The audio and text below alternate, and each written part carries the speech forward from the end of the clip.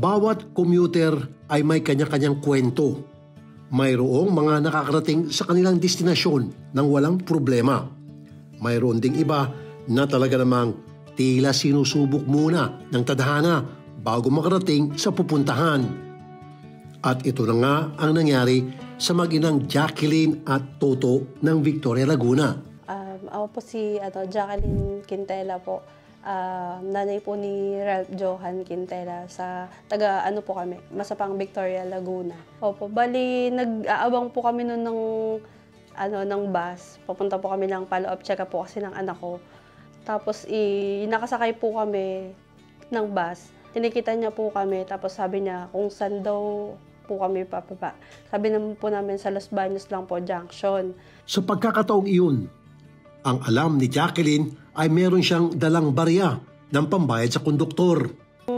Tapos tinanong ko po yung anak ko kung nasan niya po nilagay yung barya. Sabi niya po, na kinuha po niya, tapos inilagay niya po sa bag dito sa amin. Ay, naiwan naman po yung bag na yun.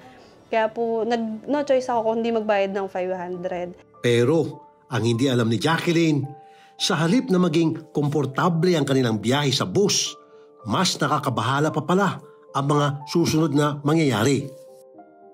Matapos malaman ng konduktor na walang barya ang mag-ina, binawi nito ang tiket at biglang pinatigil ang bus upang pababain si Jacqueline at ang anak na may sakit. Sabi ko nga po sa kanya, kuya may sakit yung bata. Sabi ko gano'n sa kanya.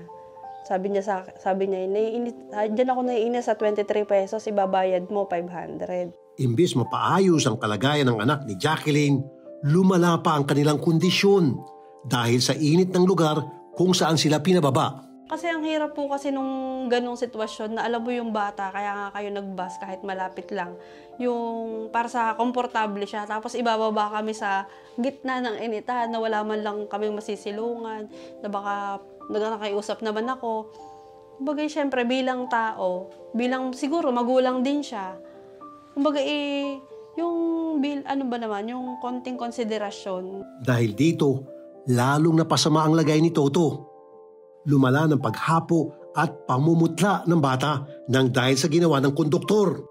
Kaya si Jacqueline hindi nakapagpigil at agad na nag-post sa social media. Yung reason po doon talagang parang nilagay niya sa alanganin yung anak ko Paano kung natuluyan to?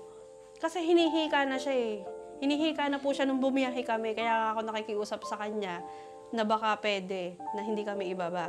Magulang sa magulang, si Jacqueline may mensahe para sa konduktor.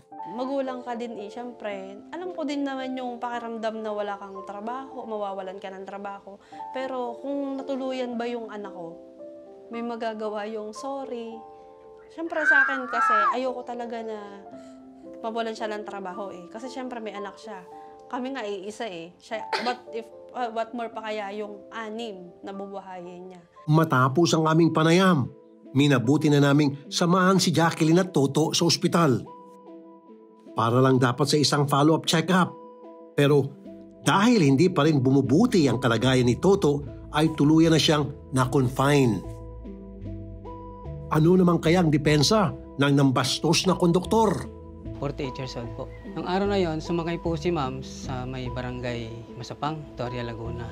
Galing pa kami ditong Santa Cruz, yung biyahe sa terminal. Mahina pa naman pong pasahero, kunti lang. Noong sumakay daw si Jacqueline sa kanilang bus, mayroon pang 3 pasahero na di pa nasusuklian ni Nelvin. Kaya ganun na lamang daw ang reaksyon niya nang makita ang 500 pesos na ipinambayad ng ina ni Toto. Siyempre, bilang konduktor, nangyayari po madalas sa akin yan. Pagka wala pong ako may susukli, pagbababa na po yung pasahero, automatic sa akin na po matcha-charge yan. Maraming beses na, ilang beses na sa lahat ng pagkakataon. Kaya ang iniwasan ko lang naman po, hindi po ako ma-short sa araw na yon. Nagkaroon pa nga raw ng pagkakataon na kinailangan pang umuwi ni Nelvin sa kanyang bahay para makakuha ng pera. Para lang may maitapal sa perang kailangang abunuhan. Iniwasan ko lang din po na ma-short kasi napakahirap po ng buhay. Pag na-short ang isang konduktor, maliit lang po naman ang kinikita namin. Kung mayroon lang sanang sapat na panukli, hindi sana ito mangyayari. Magkano nga bang change fund na natanggap ng mga konduktor?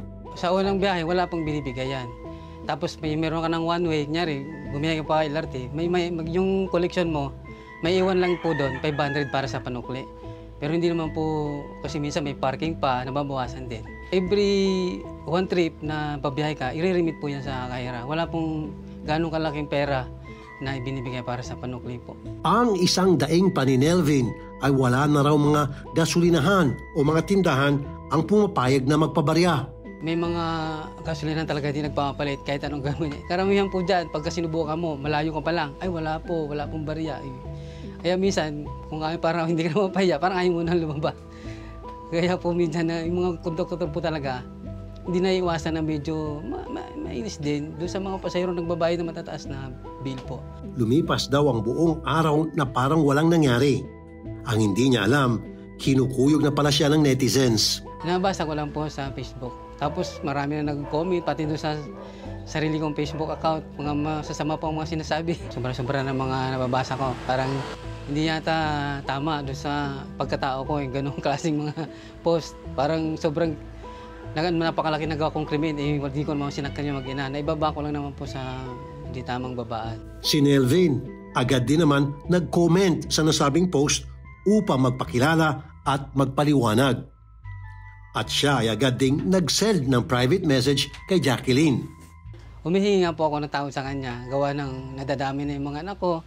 Yung anak ko nandyan ay hindi po pumasok. May magaling sa school yan.